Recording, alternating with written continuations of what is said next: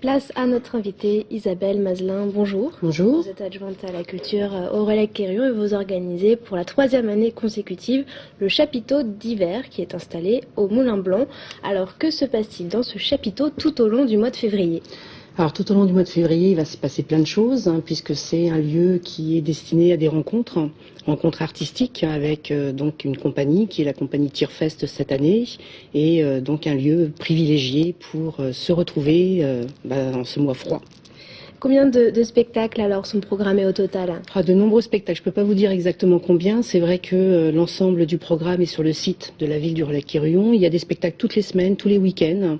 Des spectacles de cirque pour enfants. Quel public est visé finalement ? Alors en fait, tous les publics sont visés. Il y a des spectacles pour enfants. Il y a Charles Hubert, par exemple, qui viendra mercredi de la semaine prochaine.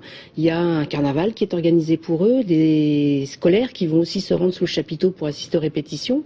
Et il y a quelques-uns, on peut les commenter en même temps. Philippic le clown. Voilà, là c'est le collectif Tierfest. C'est vrai qu'il y a aussi donc une représentation qui va se faire à la maison de retraite de Kerlawena.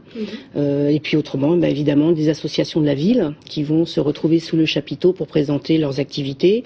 Le centre social Jean-Jacques Collot aussi qui sera là. Donc voilà, il y a tout un tas de manifestations pendant tout ce mois. C'est très très chargé. Alors vous parliez de la compagnie Tierfest, pardon. C'est pas facile. C'est un peu l'invité d'honneur cette année. D'où vient-elle ? Alors, en fait, le chapiteau, c'est la 3e année qui s'installe sur la ville. Et tout au long de ces premières implantations, les artistes se sont rencontrés. Donc des artistes circassiens, des artistes de cirque, et puis des danseurs, des jongleurs. Et en fait, alors professionnels et amateurs. Et le collectif cette année, en fait, est le résultat de ces 2 rencontres précédentes. Et le collectif Tierfest a été donc créé pour cette 3e implantation, et le spectacle qu'ils vont présenter est un spectacle qui a été aussi créé pour ce chapiteau 2012. Et d'où viennent les autres artistes finalement ? Est-ce qu'ils sont bretons ? Alors il y a des artistes bretons, il y a des artistes étrangers aussi. Alors il y a des artistes qui viennent des Côtes d'Armor, il y a des artistes je crois qui viennent de Hollande. Je vais peut-être m'avancer un petit peu, mais je crois qu'ils sont hollandais.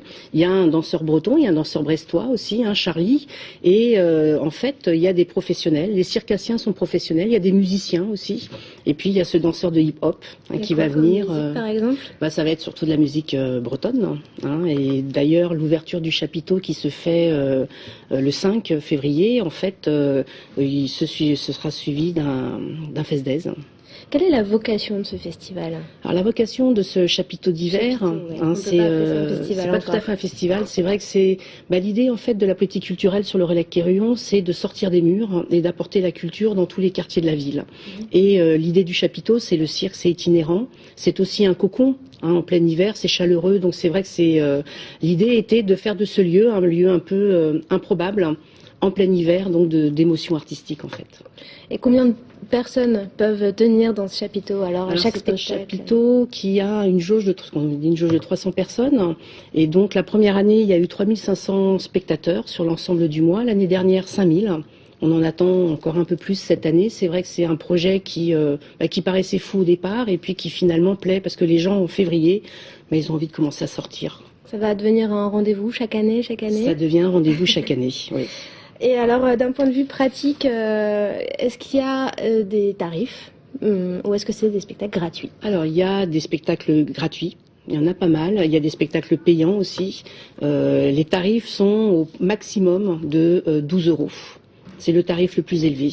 Et autrement, c'est 4 €, 8 €. Là, c'est assez varié, donc ça dépend aussi des spectacles. Je crois que là, il faut aller sur le site de la ville du Relais Quirion pour avoir tous ces renseignements en détail. Il y a des passes pour ceux qui veulent assister à plusieurs spectacles payants ? Non, c'est vrai qu'on n'a pas mis de système de passe en route. Bon, c'est peut-être à réfléchir pour l'année prochaine d'ailleurs.